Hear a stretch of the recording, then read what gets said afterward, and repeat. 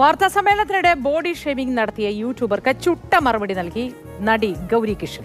ഭാരം എത്ര എന്ന വിവരം കിട്ട ചോദ്യത്തിന് അർഹിക്കുന്ന മറുപടി നൽകിയ ഗൗരിക്ക് സമൂഹ മാധ്യമങ്ങളിലും കയ്യടി. നെഗറ്റീവ് മാത്രം പറയുന്ന ചില സോഷ്യൽ മീഡിയ എന്നെ ബോഡി ഷേമിംഗ് ஒரு பொம்பளை அந்த ஒரு பேசிக் ரெஸ்பெக்ட் காமிக்காம என்ன வெச்சு கத்துறீங்க நீங்க. அப்ப அതാണ് காரியம். Every woman has a different body type. என்னோட பிரச்சனை உங்களுக்கு எப்படி தெரியும்? இவன் இந்த விவரக்கடா ஜோதிக்கிறேன் சார், அது என்ன பத்தி கேட்டா சொன்னா எனக்கு ஒரு ஒபினியன் இருக்காதா?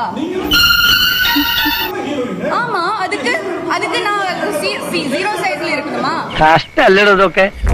അതൊന്നും എനിക്കറിയാൻ മേല. ഇങ്ങനെ എന്തെങ്കിലുമൊക്കെ പറയുമ്പോഴേ എന്റെ മനസ്സിനൊരു സന്തോഷം ഉണ്ടാവുള്ളൂ.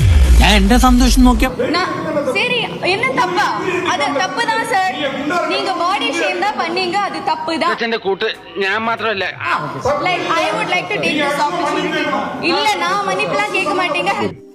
ഞാൻ തീർത്തൊരു അടിയെന്നോട്ടല്ലോ താനിപ്പോ ഫ്ലാറ്റോ. ഹലോ സാർ, நீங்க தான் மன்னிப்பு கேட்கணும். ഇവനെ ഒന്നും പറഞ്ഞിട്ട് കാര്യമില്ല. തറവാട്ട് മഹിമ എന്ന് പറഞ്ഞ സാധനമുണ്ട്. അതൊന്നും ഇവന്റെ പടിവാളന്റെ 5 അയലോത്ര പോയിട്ട്. என்ன அவங்களை எப்படி தூக்குனீங்க? நெக்ஸ்ட் நீங்க வேற என்னலாம் கேட்பீங்க? நீங்க ഒറ്റയ്ക്ക് വഴിവെട്ടി വന്നവനാടാ ഞാൻ.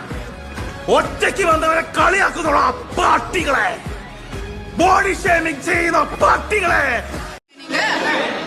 இப்படி செக்ஷுவலைஸ் பண்றீங்க ஒரு ஃபீமேல் கேரக்டர்ஸ். அது எப்படி கரெக்ட்டா இருக்கும்? അത് മനസ്സിലാക്കാനുള്ള വിവരം വേണ്ട ഇയാൾക്ക്. என்ன அது நீங்க இங்கிலீஷ்ல கேட்டீங்க என்ன வெயிட்னு. என்ன எனக்கு தமிழ் தெரியாது. நான் இங்க പോയേ കയ്യിന്ന് പോയേ.